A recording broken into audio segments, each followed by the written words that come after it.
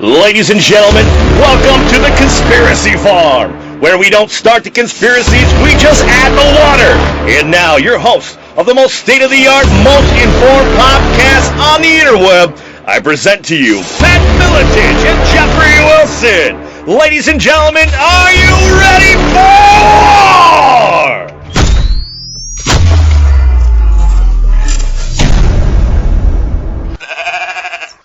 Yeah, so it looks like we are once again a lock and a load for another installment, another episode, ladies and gentlemen, of the Conspiracy Farm, where we, of course, don't start the conspiracies. We just add a little water. As always, Jeffrey Wilson and my partner in crime, UFC Hall of Famer Pat Miletich. And today, we got a score. You don't get much more official than the guest we have on today.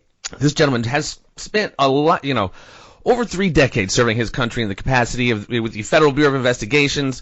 Wow, the list is endless of this man's ascent to eventually becoming the assistant director of Counterintelligence. Correct me if I'm wrong, sir. Wow, this guy's resume is quite impressive. Mr. David Szady is joining us today. How are you today, sir? Hi, very good. Very good. Thank you. Well, like I said, we talked a little off air. You are a busy man, so thank you so very much for taking the time.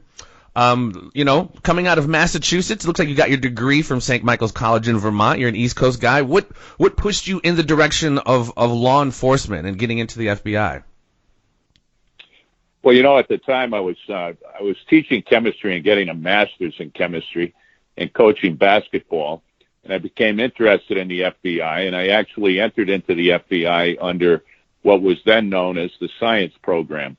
I received my master's in chemistry in August of 1972.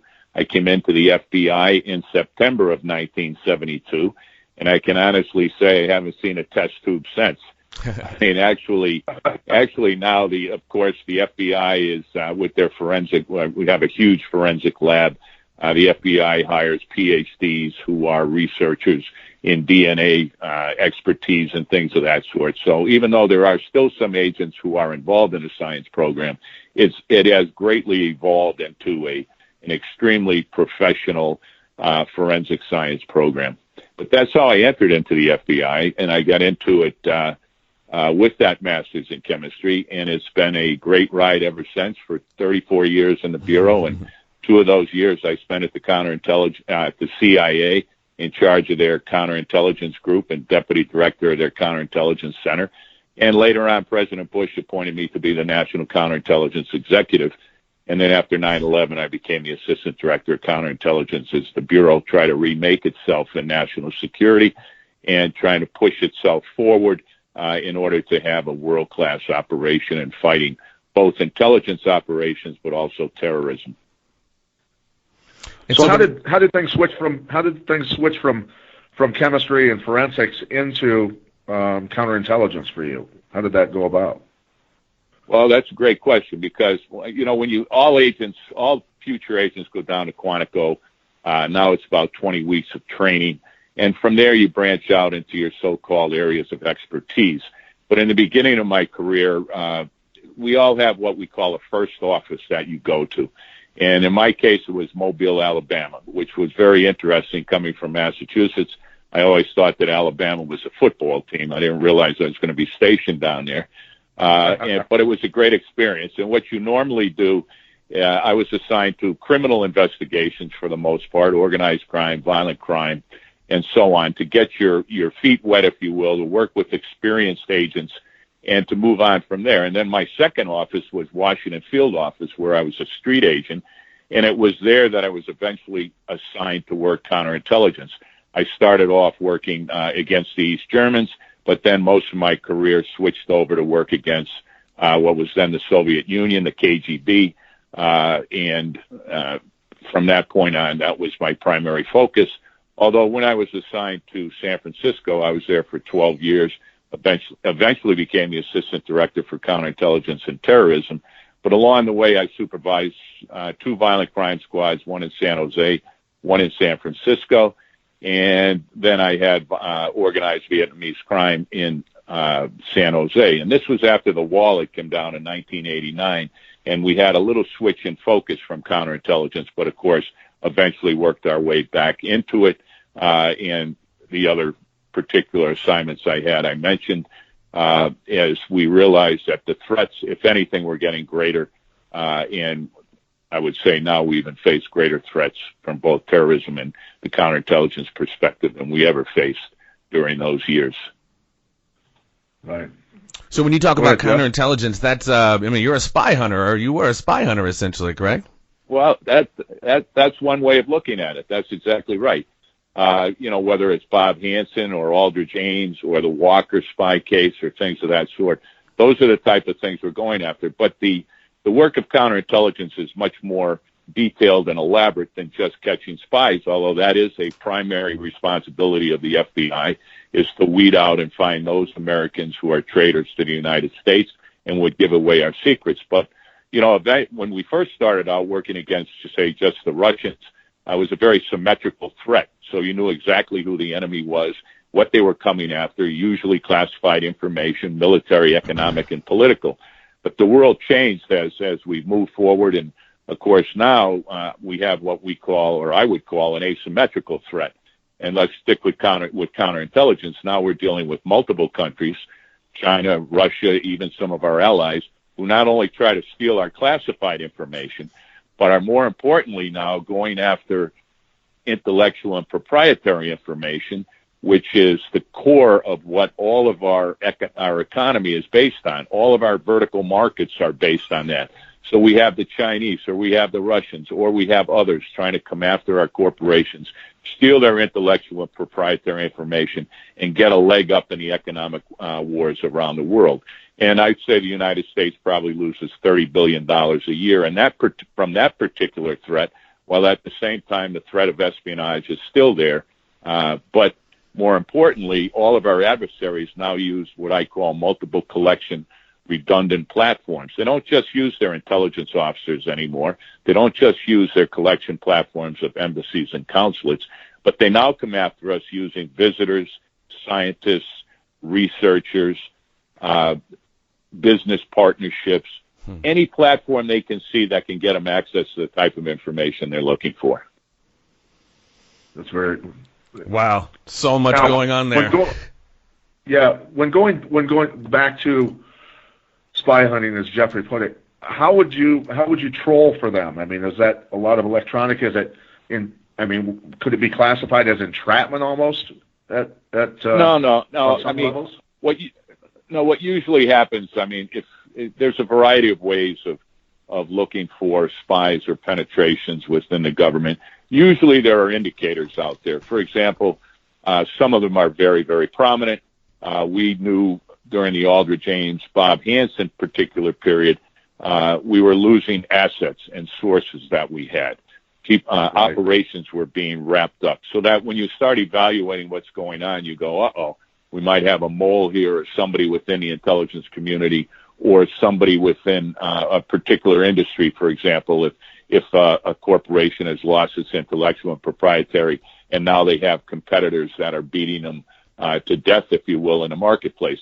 But with the spy hunters, it can be a variety of things. It can come through the monitoring of intelligence officers, the monitoring of what the Russians are doing, the monitoring of what the Chinese are doing. That leads you to an indicator that you have a problem and that there are spies out there. It also comes, Pat, as you were alluding to, from sources and methods that exist out there, either human, electronic, or whatnot, that gives you an idea that there's somebody out there. So even after we arrested Ames back when, we still saw things being wrapped up, and the Russians were still on top of all of our operations, and we knew that there had to be somebody else out there. And so then you start what turned out in this particular case to be a multiple-year investigation to finally result in the arrest and eventual conviction of Bob Hansen, who was an FBI agent. And the same thing goes in terrorism. You can branch this over, and you have the same type of operations going on in terrorism, which very much mirror or are similar to some of the spy cases or counterintelligence cases that we have, except in that case of terrorism, the results can be, terrorist operations and the deaths of many people. Whereas spy versus spy, you're not usually running into that particular situation unless you're involved in a war or something of that sort. Yeah. Well, and it's interesting. Most of these platforms, a lot of what you're talking about is the internet and the use of the internet and this. I mean, literally, we all know the cyber war has been going on for some time, but in these last few months, we all act like, or the world seems to act like Donald Trump invented the internet and this concept of cyber warfare. It's been going on a very long time. Why do you think they're now playing that card as if, I don't know the veracity of the whole Russian role, et cetera, but to me it seems kind of smokescreenish, if you will, just something to throw up as if, it's nothing new under the sun as it relates to cyber war. Sorry. No, that's a tremendous point you just made. And I had mentioned it, but part of those redundant collection platforms is now cyber. Cyber has become a huge problem with regards to people individually, a huge problem for corporations, a huge problem for the government. And when you look at cyber attacks, one thing, every time I got briefed by our cyber people, I used to always come home and tell my wife, destroy all our credit cards, destroy our computers, destroy the telephone. We're never going on anything again. I mean, this thing is absolutely ridiculous. Wow. And usually the bad guys are one step ahead of the good guys because it takes a while to mount your defenses and to keep them out. But cyber attacks are very relevant for everybody. As I said, the individual, if it gets into your bank account, it steals your identity. Corporations, if it's stealing your intellectual proprietary information. And in the government, when it's stealing not only your classified secrets, but your intentions, your economic strategies, your in business, your customer list. And when you look what's going on now, the reason that it's become so prevalent in the media and whatnot is because of the election and because of the amount of vociferous, if you will, criticism it's getting from one party and the other, depending upon what side of the fence you sit on. And so what you see is that the Russians mount, and I believe it is the Russians, a major campaign, probably in the beginning not really recognizing how successful they could be, but then getting into the Democratic National Committee computers and whatnot and realizing they have certain information there, which in my opinion, I think it probably started because Putin doesn't have any love loss for Hillary Clinton because of the criticism when she was Secretary of State of the Russian elections and what the Russians were doing, in particular what Putin was doing. So then you see this type of information being leaked through WikiLeaks in order to put yourself kind of a straw man in between what you're doing and get the information out. But at the same time, I think what people have to be very, very careful about is one of the great operations within intelligence communities is disinformation. If I can get information out there, it doesn't matter whether it's true or it's not. If you believe it, that's all that matters, because then you have to counter that particular information. And there's a lot of that. I think there's a lot of dis and miss. A lot of disinformation swirling around, and what happens is it gains a life of its own, and then you have people who have political agendas adding to it and giving just enough truth to a particular theory that puts it out there and people start believing it. So, I mean, the whole thing now that I think is being disproven is that many in the Trump campaign had contacts with the Russians about helping them with the campaign. I think that most of the conclusions coming out of the intelligence community is that is not true. Now, were there contacts between Russians and Russians in the United States, maybe some contacts between businessmen and whatnot, yes, but they could have been very legitimate. So you have to be very careful. That's not inappropriate, is it, for like your basically your counterpart, your Russian counterpart for your job, Flynn's job, meet before you act? Is that inappropriate? Is that, I mean, there's precedent for that. No, that's a great point.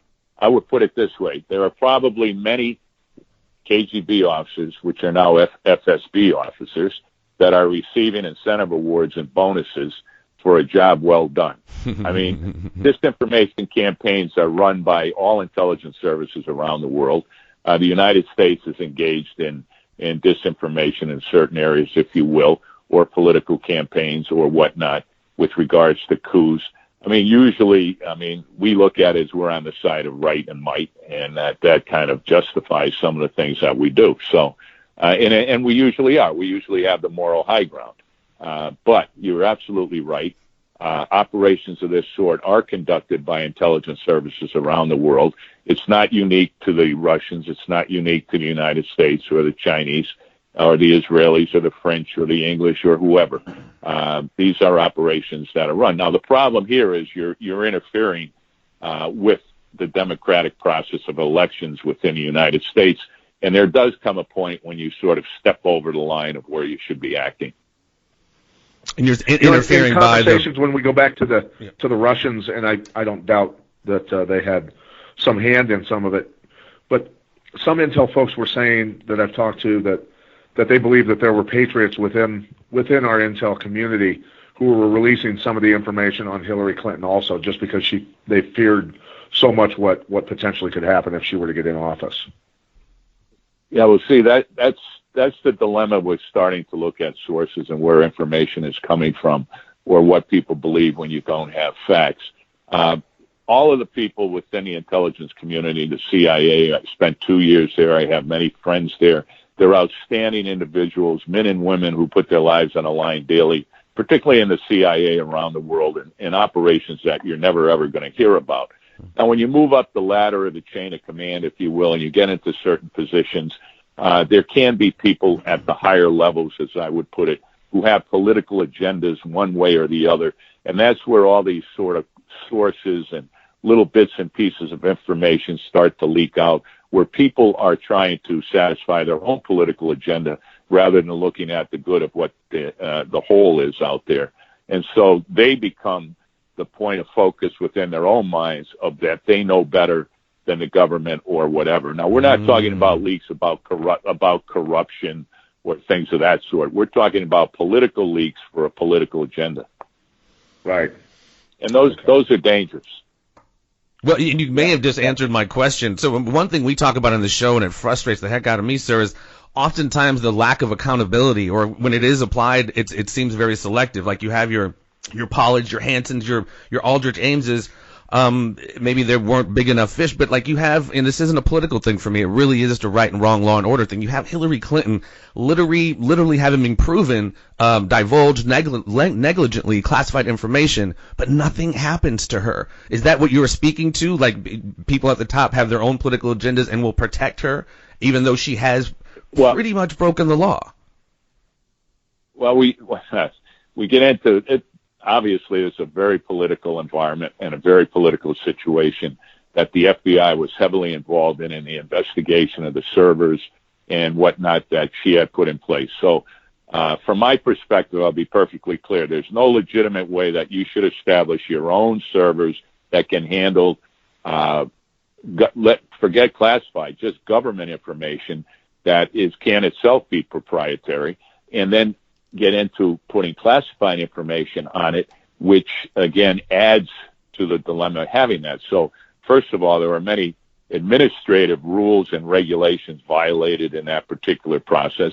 And then when you get into having classified information on that server, you run into another agenda of why is that there. And then the FBI, in investigating it, Comey came to the conclusion that, look, what she did was inappropriate. It was out of line. If she was in the FBI or if she was an employee, she'd be fired, she might be fined or whatever, but he didn't see it rising to a criminal situation because of intent. Now, people will argue about intent and whatnot. So in other words, the classified material got on there inadvertently. It wasn't designed to protect or to hide classified information or to distribute it, was the way he was looking at it. Now, you can argue with that point of view or whatnot. Sure. But what I'm getting at are people who come forward with leaking information to discredit either Trump or, for that matter, even Hillary Clinton for their own political purposes or for their own political agenda. Well, in another slice that seemed like missed accountability is Valerie Plame. You know, it seemed like somebody, I won't mention any names, seemed to have violated the Intelligence Identities Protection Act, but yet nothing happened. You talk about compromised individuals. Not only was she compromised, but people in her operations were compromised. Well, it's funny you mention that, because when I was assistant director, that particular case was under my direction, if you will, although not my direct investigation. The agents were handling that. Now, with Valerie Plame, first of all, you have to understand that almost everybody in Washington, D.C. knew who she was, and she was, and you're absolutely right about the identity of CIA officers. That is absolutely crucial. It's absolutely important that those identities be protected. not only for their own sake, but for their sources' sake and for operations' sake around the world. But the Valerie Plame case, the whole thing came out of the Yellow Cake investigation, which was about uranium and the fact that Iraq was buying that Yellow Cake uranium from Niger. And if you remember, it got into President Bush's speech that he gave, and that set it off. And the problem was there was a little bit of degree of truth in that, too, because Iraq had bought uranium from, or Yellow Cake prior, but was not doing it at this time. And as that turned out, that was just two individuals, one from the Niger embassy and one kind of a source, if you will, of multiple intelligence agencies around the world who were trying to make a buck and were trying to sell this false information for $5,000, which they did, and then it got totally out of control. Right. Now, when you come back to saying that nobody paid a price for what happened there, we identified who had leaked that information inadvertently in about a week or two. What happened then is we had a special prosecutor appointed, and it went on, and I believe that was Libby, right? It went to jail for lying to the FBI or something. So you're absolutely right. Didn't he kind of take the fall for Cheney, though? Wasn't that kind of that move? I don't know. No. It actually, the identification was coming out of the State Department, and it was inadvertently done in a press conference or an interview such as this. But we kind of figured out who had done it in about a week or two, but then the investigation went on to make sure there weren't other parts of it that had been missed. And it became a special prosecutor, if you remember, had been appointed for that investigation. Interesting. But it's interesting you remember that. I'm not old, but, I'm kind of long in the tooth, so yeah, some of the political nerd. Pat, you got any more questions? Sorry. When we go to the Snowden case and WikiLeaks and all this other stuff that's going on with Julian Assange, how would you, if you were still, at your highest position, how would you be desiring to deal with those individuals? Well, it's a great area, too, because now you're into the area, and I know President Trump has been putting a big emphasis on leaks. Leaks are the bane of every single administration, and any administration, Democratic or Republican, that I have been involved in comes to a point where they hate leaks and they hate leakers because it doesn't do anybody any good. Again, unless it's fraud or crime or moral problems or things of that sort. But we're talking about leaks for political reasons. Snowden, first of all, in my opinion, there's no way he's a hero. Anybody who looks at it that way is not looking at the facts. He had millions of documents that he took with him. I'm sure the Russians have bled him dry for sources, for methods, for capabilities, and things that the United States is able to do both operationally on the ground and also in its collection efforts around the world. Snowden should be arrested and prosecuted to the full extent of the law, in my opinion. What happens when you get to WikiLeaks and then you get to Assange or whatever, or, for example, let's get to a New York Times reporter, then you run into some serious concerns about the First Amendment and the right of the media to publish information that they've been given. And usually that's where leak cases bog down, is when you get between the source and the media, and you need to talk to the media. You need to get Department of Justice approval to do that. If you were ever going to investigate someone in the media, that's extremely complicated, and it should be. It absolutely should be, because, we're looking at a free and open media that can be the watchdog for Americans. So that becomes very, very tricky. But you would investigate it totally and fully. And Snowden, I think everybody in the intelligence community, as well as the FBI and whatnot, know that Snowden has committed espionage at the highest level and should be prosecuted. Now, what happens eventually, who knows? Yeah. No, I figured that would be your stance, and I'm good with that. And the things that go on, during the Bush administration with the leaks and WikiLeaks hammering on the Bush administration, we're perfectly fine with the liberals. And then when a lot of the Clinton information started coming out, WikiLeaks was the devil. So I just find it kind of interesting how that's always politically driven. That switches. That's right. That switches back and forth, Pat, as you know. At one point, Comey was the biggest Eagle Scout, Boy Scout that had ever come down the pipe, the greatest American anybody had ever seen. And then the same person who said that he was the devil incarnate when his positions weren't going their way. So you're absolutely right. It can depend on what side of the fence you're on. But that's why the FBI is absolutely important that they remain politically neutral in their investigations, that they not be influenced by politics and whatnot. And the same should apply for the CIA or any other intelligence agency, or for that matter, law enforcement agency, nor should either or any of those ever be influenced by political motivation. And from my experience, and I used to go up in the Hill all the time and brief both the Senate intelligence community and the House intelligence community, senators and congressmen individually. Never did I have them try to direct a particular investigation, even though they may have had a dog in the fight. All that was being done was they were being briefed on a particular investigation, and they knew darn well that they could not offer any type of suggestion on how those investigations should go. And that's across the political spectrum. Yeah, what do you think? And I can see where people on the liberal side of the fence would think Comey's decision to reopen the investigation on the Clinton emails was a deliberate act to sabotage her campaign. I mean, I can see where they think that, but what was it that truly forced him to reopen that? First of all, I know Jim Comey, and I used to brief him when he was Deputy Attorney General and I was Assistant Director. He's a man of extreme integrity and character.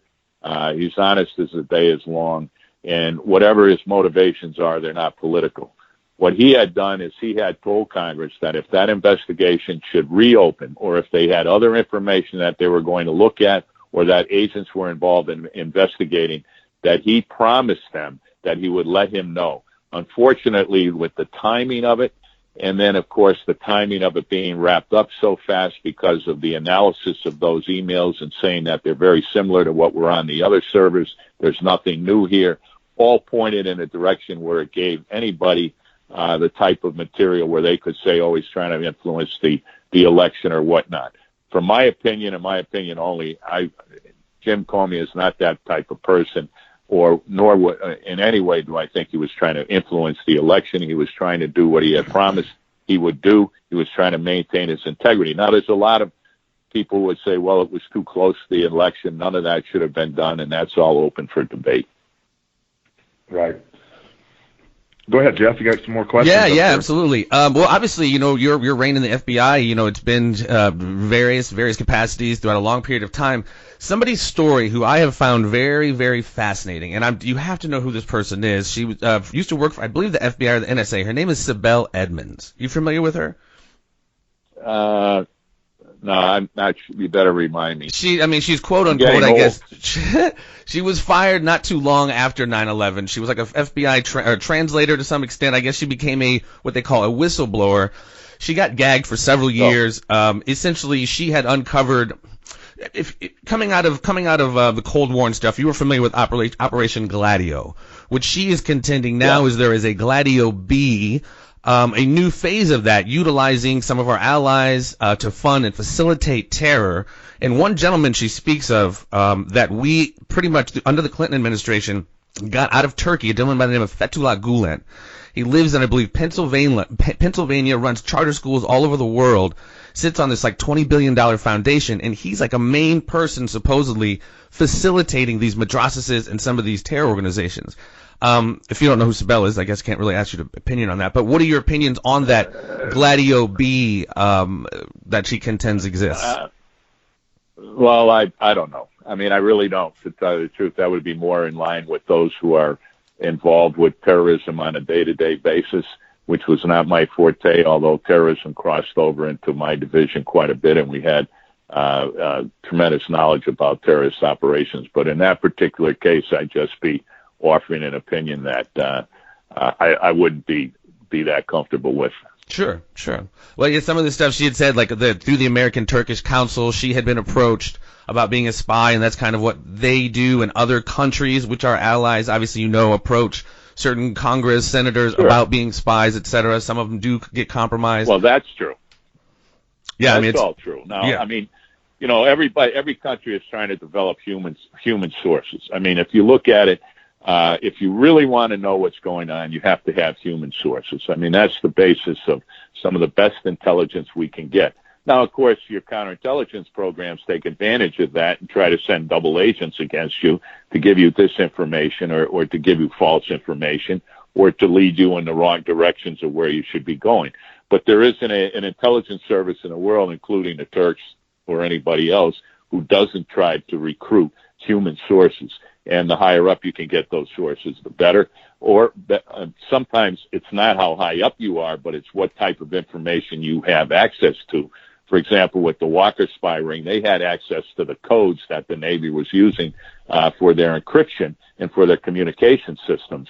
And that was more important than having somebody who was an admiral or whatever, because that information gave you everything from how to refuel at sea to weapon systems to where our submarines were and what they were doing. So is he out now, again, Walker? I think is he out? John Walker, is he out now? He died. He died in prison. Oh, okay. So I don't know why I thought he got it released. Snowden, his brother died in prison also, and his son is out. His son was given 25 years as part of the deal for him to testify against Jerry Whitworth, and Whitworth is still in prison. So that was a family operation of spying. Boy, I'll essentially, say it definitely was a family of spies, and the brother Arthur, you had Michael, his son, and you had John himself, and then Jerry Whitworth was a friend of the family who was doing the spying in kind of the second 10 years of the spy ring. So that was very successful, and it cost the United States billions of dollars to make up for the damage. But the point being, going back to your point, you have to be careful of the information that people are giving you. But yes, absolutely, every intelligence agency in the world is trying to recruit human sources. And there's a variety of ways you do that. Most of the Americans, people who have been Americans and spied for other countries that we arrested, have volunteered. There's a lot of motivational factors there, from revenge to messiah complexes to feeling you're more important than other people, for money, for just a variety, blackmail, for a variety of things. Yeah, I was going to say, blackmail seems like that's a big tactic. Seems like they compromise into either drugs, sex, pictures, etc. Yeah, well, you have to be, blackmail is not the best way to recruit somebody. You really want to recruit somebody on motivational factors that go to kind of their heart and soul. When you blackmail them, you're not sure how long you can trust them or whatever. But it is used, and you have to recognize that you need the type of individual that can be blackmailed. Because if you're out and about, or somebody is showing you pictures of things you were doing, if you're the type of person who asks for 25 of each of those photos to give to your friends, then you're certainly not going to be a person who can be blackmailed. So it depends. It depends on the individual, sure, and how they're coming. I mean, that was part of the dossier concept, which came out, which I think there's always a little bit of truth in it about Trump, but I think overall that thing was a whole bunch of baloney and disinformation, that he was could be blackmailed, sure, and all that. I think that's a lot of baloney. But yes, that's definitely a tactic that can be used, along with several other motivational factors. In fact, if you're going to recruit a human being, I mean, you may have psychologists or psychiatrists working with you to try to look at this person. That's why you have people around them talking to them. That's why you need all the information you can get about them to see how is it we're going to go and approach this person to work for us against their particular agency, company, or country. Okay. So going back, I'd like to talk more about terrorism and what we're dealing with today, sure, and how it related to when you were in service and investigating terrorism and going and speaking with, say, imams at mosques, right, and asking for assistance, things like that. What kind of were they very welcome to helping? Were they resistant? How did that stuff work out? No, that's a great question, because in order to really work any environment that you're going to go in and try to weed out, if you will, those who would do damage to the United States, either through spying or through terrorism, you need the help of the community. If you see something, say something type thing.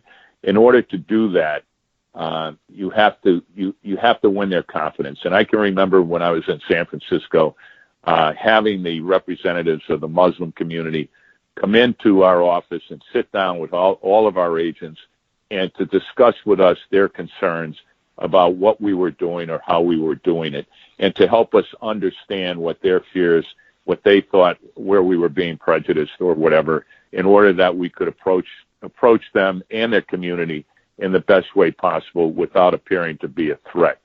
Now, there were a lot of angry people there. There were a lot of people who thought we were way out of line, but there were also people who wanted us to understand where they were coming from and the type of prejudices that they might face themselves.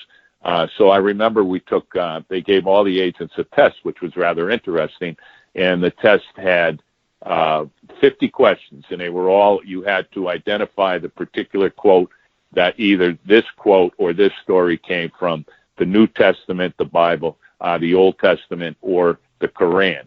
And of course, at the end of taking them all, they had all come from the Quran, because the Quran is a mixture of Old Testament, New Testament, and also the teachings of Muhammad. So it was very interesting in working with those people. Now, there's always a degree of distrust if there aren't a lot of Muslims in the FBI or law enforcement. That is increasing. But we've always faced this challenge in the past. I mean, we had it with the Chinese community when we didn't have a lot of Chinese agents, if you will, in order to deal with the community.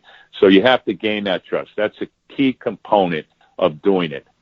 But at the same time as the FBI, you understand that there are those within that community, perhaps, that would do harm to the United States.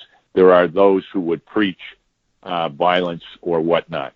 Now, it's radical Islamic terrorism. There's no doubt about it.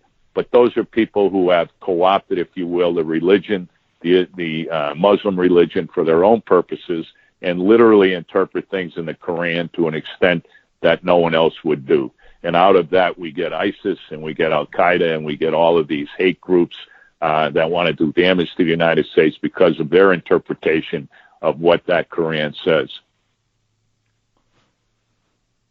What are your thoughts on kind of, Zbigniew Brzezinski, the grand chessboard, and speaking to utilizing these armies as proxy forces? Yes, I do believe Islamic fundamentalism is real, and I think the pursuit of a caliphate is real as well.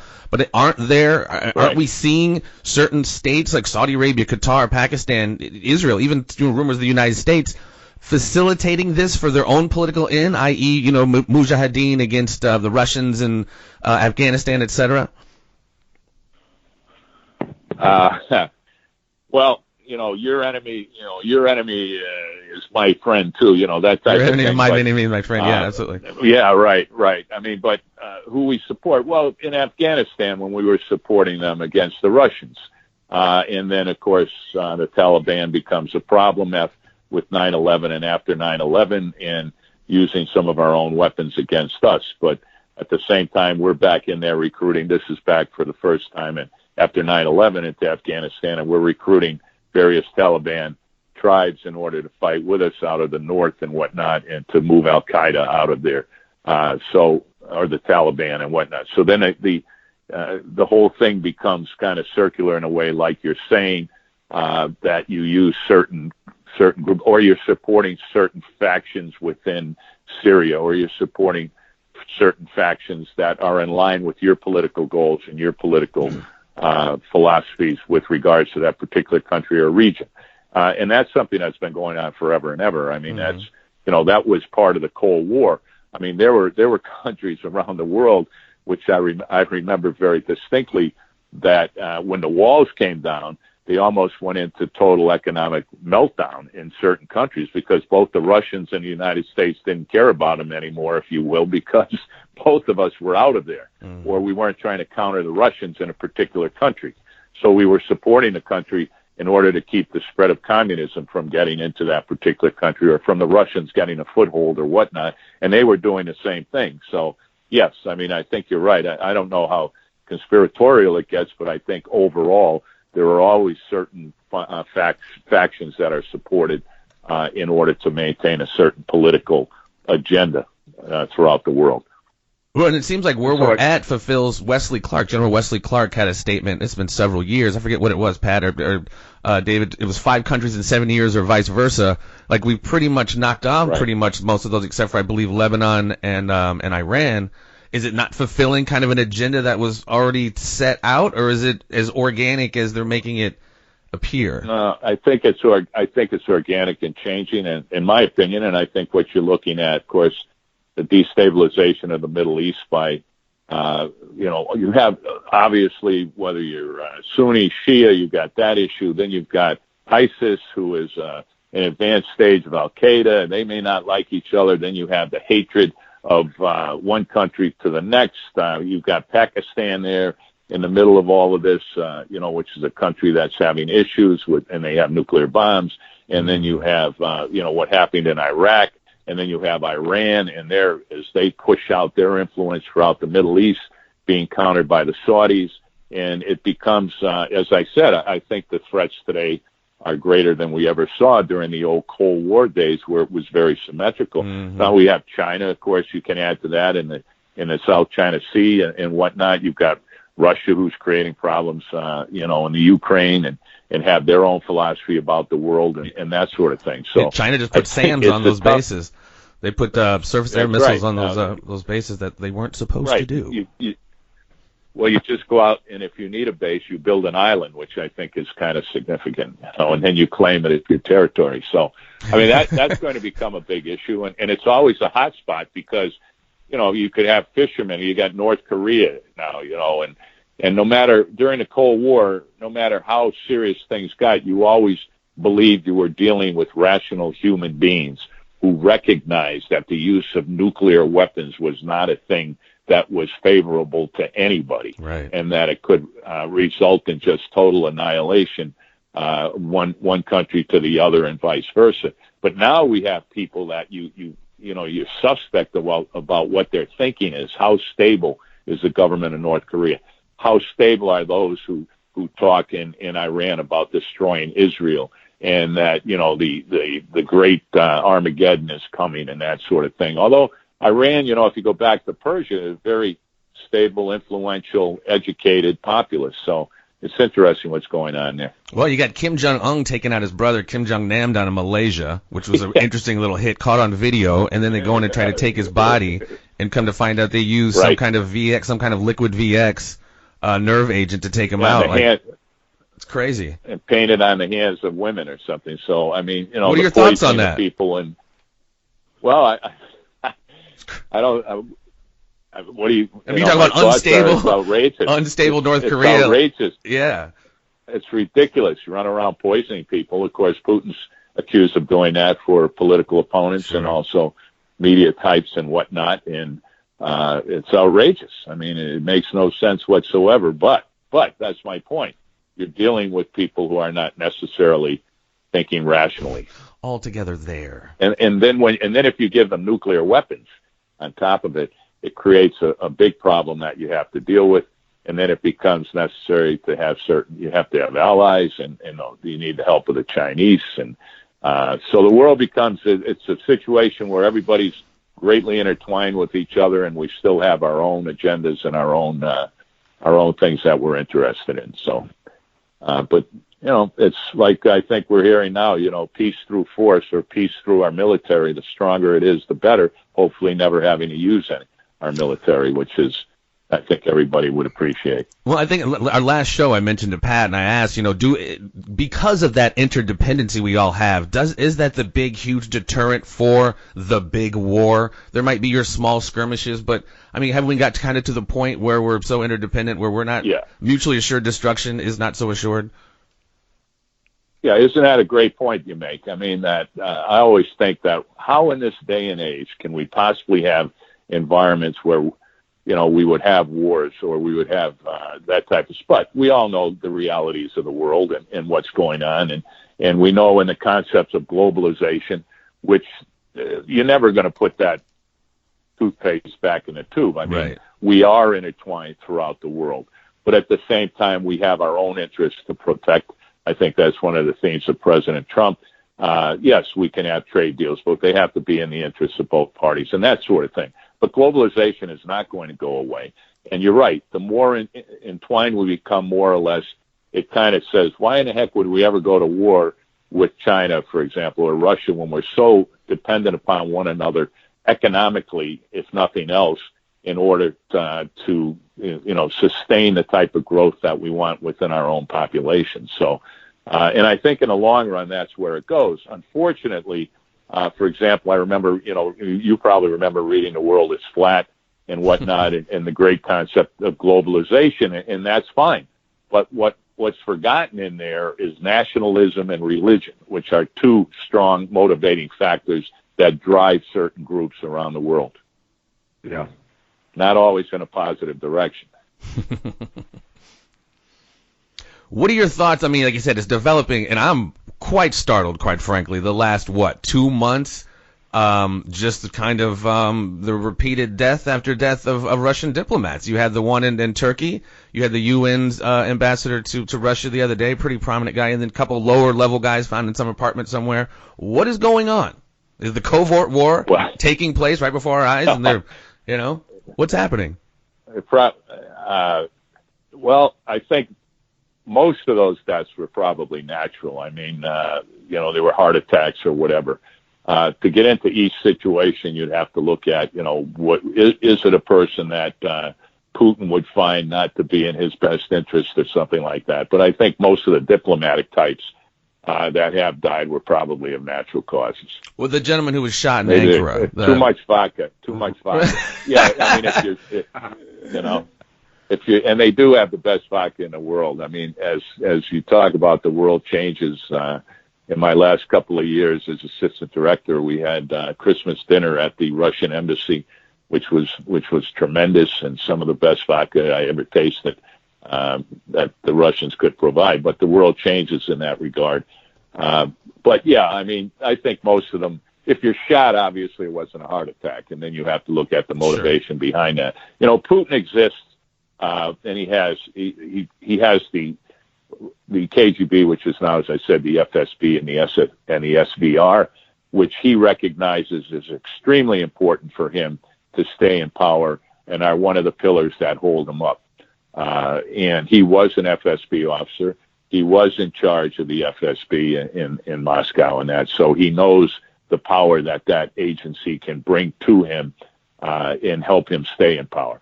At the same time, the oligarchs are in place, and he has to keep the oligarchs in line because they can cause him tremendous problems. And as long as they're giving him money and everybody's happy and they're making money and he's making money, everybody's happy and whatnot. So it's all political in the thing. One thing about Putin that you have to remember, and people get all excited if President Trump says I have respect for the man. I can understand. I think I can understand what he's saying, because the people that I worked against within the KGB, the people who ran the American desk, I knew very well by name, not personally. I had tremendous respect for them for the operations they ran. Like we said earlier in this conversation, those who ran the operations into the political situation in America are probably being rewarded in the Kremlin for success. So as a counterintelligence person, I could look at what my counterparts in the Kremlin were doing operationally and have tremendous respect for them, but still hate them or dislike them to no end because of what they stood for and what their political concepts were. So there's kind of a difference in a line there that has to be drawn. Right. And speaking, you bring up Trump and what he's dealing with, during his campaign, saying that, not only did he respect him, but, could see negotiating with Russia and making things better between the two nations, and our mainstream media going off on Trump about a so-called friendship with them and things like that. And I was sitting there thinking to myself, well, it's really not a bad idea to at least get along with a superpower. Well, they might not be a superpower on our level anymore, but still, to avoid a war and actually get along with them isn't a bad thing. Yeah, Pat, you make a great point. There's one country in the world that can destroy us, and that's Russia. All right. So why would you not want to at least have legitimate relationships with them? At least in a level where you can have open discussions when issues arise that can be handled through diplomacy and not through, if you will, war or military action. I don't see anything wrong with that. There's nothing, as long as you're doing it with your eyes wide open. Right. Just like President Trump talks about having legitimate trade deals where they're equal on both sides. That's the same way I would say you would negotiate politically with the Russians, knowing full well you have your eyes wide open You know what you're doing. You're not rolling over and just giving them anything they want. And you're protecting the interests of the United States. I don't see anything wrong with doing that. Well, and then the media, like Pat says. That being said, yeah, I'm sorry. Go ahead, Pat. That being said, Putin's obviously not a great guy. He's done some pretty horrible things, but right. When you look at the situation in the Ukraine, where many would argue that it was the European Union bankers who, with a financial takeover of the Ukraine because of all the resources there, with the European Union having so many problems financially, and then NATO forces and some U.S. forces even conducting war readiness drills on Russia's border. I mean, if Russia was doing that with Mexican forces on our border, there'd be some serious problems.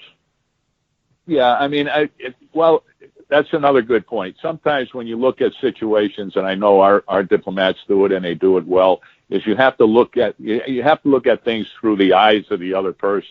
And okay, so if President Trump's smart, he says, all right, Putin, we may not like Putin, and Putin is a terrible person, all right, but he is their president. He is the head of Russia. He's got an 85% approval rating. All right, now that's pretty good. Wow. You can say, they only have only one person, their elections aren't free, all that. That's fine. But there's something that Putin's doing that his people like, and part of it may be nationalistic. He may believe he can bring back the old Soviet Union, which is never going to happen. But at the same time, like you're suggesting, Pat, you have to look at it from their perspective. The Russians are very paranoid.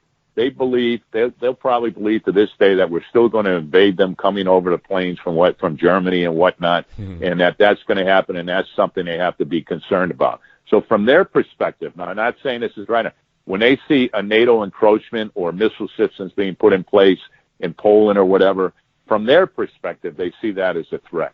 All right? It's defensive. We say it's defensive on our part. But you have to look at where they're coming from. The Crimea, which they invaded and took over, there's history that goes back hundreds of years there that the Russians deal with. So you have to understand that. We don't have to agree with it.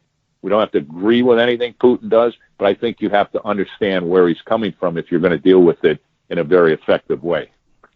Yeah, and I think the respect that Trump has for, and you correct me if you think I'm wrong, but I think the respect that Trump has for Putin is based on both their fight against globalism, to be honest with you, more nationalistic and wanting to keep national independence and sovereignty for both their nations. Yeah, probably. And then you can see how this all swirls together, though, right? So you have all this information coming out, which I think was the false dossier. Then you have this information about supposedly people in the Trump campaign were dealing directly with the Russians in order to influence the campaign and to help Trump, which probably is bogus also. That seems to be what's coming out now from the intelligence community. And now you put that in with when he says something about Putin, and I have respect for the man. I don't know how we're going to get along, but I have a respect for him. Okay, that's sort of like the respect I had for my counterparts in the KGB. That doesn't mean you like him or you agree with his philosophy or his politics or anything like that. But what happens now is you put together all of these conspiracies that, Trump must, people can get outrageous. Trump must be an agent of the KGB. I know. Right. Come on. Give me a break. After a while, you just shake your head and you go, can any rational human being really? You don't have to like the president. You don't have to politically be on his side. But can you rationally come to that conclusion and think of yourself as an intelligent person? I just don't think so, having dealt in this world for so long. I know they do. It's just crazy. Well, it's like, you don't have to like them. Like Pat was saying, the media would have jumped on Pat, like the level of intellectual dishonesty. There's a video of Obama in 2012 telling Medvedev, when I get in, it'll be more flexible, chill out, it's cool. Same thing, same context, same base conversation. And in the whole Trump press conference the other day, they said the press did exactly what he said they were going to do, say he was unhinged or whatever. He just pretty much broke it off. He was right. Hillary Clinton, through the Clinton Foundation, gives uranium 10%, 20% of our uranium. Like, where's the news on that? Why is that unhinged? Why is that crazy? They did. Right. And I'll tell you, I don't think Obama was necessarily wrong in what he was saying either. What he was saying is maybe we can negotiate on a different plane after the election. It all gets blown out of context in a political environment that we've come to now, where it's just almost filled with hate from one side to the other, and there's no common ground where people can come together. I think Pat hit on it. For example, everybody should be on a common ground to say that good relations with Russia would be a good thing. All right, not silly, not like I think we got hoodwinked in Iran, but real solid negotiations that benefit both of us, that keep the world safe, that keep us from being enemies. What's wrong with that? I don't see anything wrong with that. Now, understanding Putin is not a good person, I get all that. But all the Russian people aren't bad people. In fact, if you meet the Russians, they're great people. Pat would love to party with them. Yeah. So Pat and I were involved in mixed martial arts, and when I got involved in it, I used to think that the guy on the bottom was losing, and it took a long time for Pat to teach me that the guy on the bottom could be winning. So it shows you where I was coming from in that particular environment.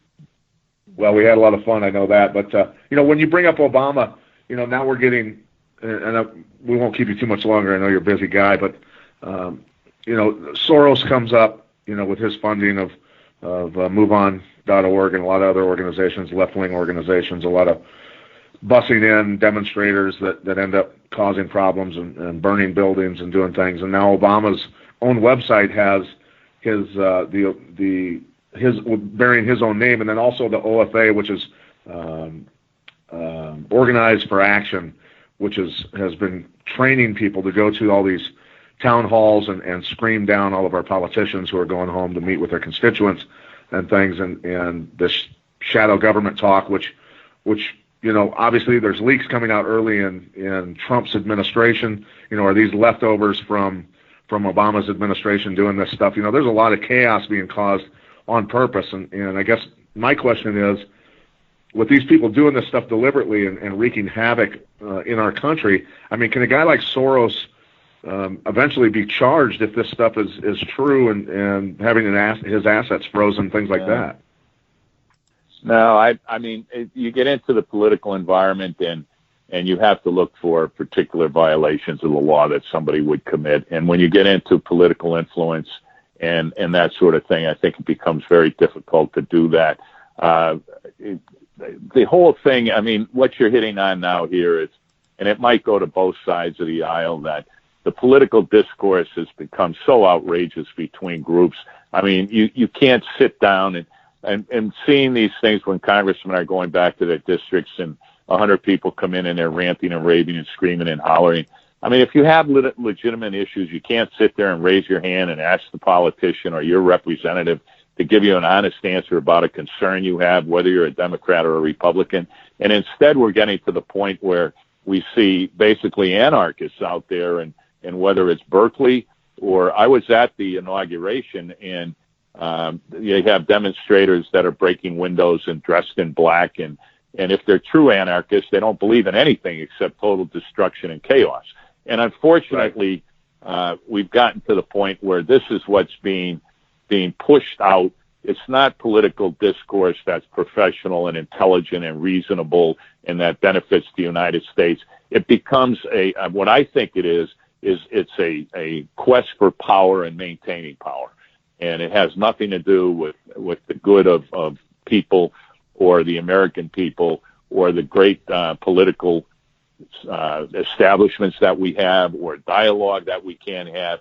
And you need to have opposition parties, and you need to have people to come and argue with each other, and you need to be able to come to a consensus in the middle of the road somewhere and put out what's good for the American people. That's true. I mean, that's what we need. But when you see this other stuff, whether you can charge them or not, or any group for funding, that gets really murky and really difficult. Okay. Jeff, you got anything more for Dave? Man, are you kidding me? I could talk this man's ear off for hours and hours, but I know that's just not quite possible. I wanted to ask you a little bit on Pizzagate / human trafficking. It seems like Donald Trump's kind of putting the smackdown on the human trafficking. What are your thoughts? I mean, of course, they called that fake news. My final question: What are your thoughts on the on that Pizzagate, human trafficking? It seems like it's everywhere. It involves a lot of high-up people. Two different things here. One is, of course, a conspiracy theory or I think if you're alluding to the person who went after the pizza parlor that Sure. supposedly Hillary was involved in, that's nonsense. That's total nonsense. I mean, but if you talk about human trafficking, that's a whole other issue that is extremely serious around the world, that young women, children are being victimized and put into this trafficking of human beings, and that is a serious problem and a serious criminal problem, and one that has to be dealt with very seriously, even in this country as well as around the world. I mean, but then when you take it to a level where you come up with, I think there's more conspiracy theories out there today than there's ever been about anything. Right. And I mean, and no matter what your political leaning is, like I said, you have to come to a point with some of these stories where any rational human being would say, look, I may not like the person, but this is really over the top. And so human trafficking, serious problem. I mean, just outrageous what goes on around the world, even in this day and age. And it's something that has to be dealt with by the FBI and others. So that's very, very serious. Quite a few arrests, man. Conspiracy Several hundred theories, so far in the Trump administration. We've had several hundred state to state, and I'm digging that. Yeah. Interesting. I wonder, with the it's a problem. With and there's kids involved. I know. I'm a parent, man. Involved. It sickens me as a parent, as a human being, but as a parent Right. too.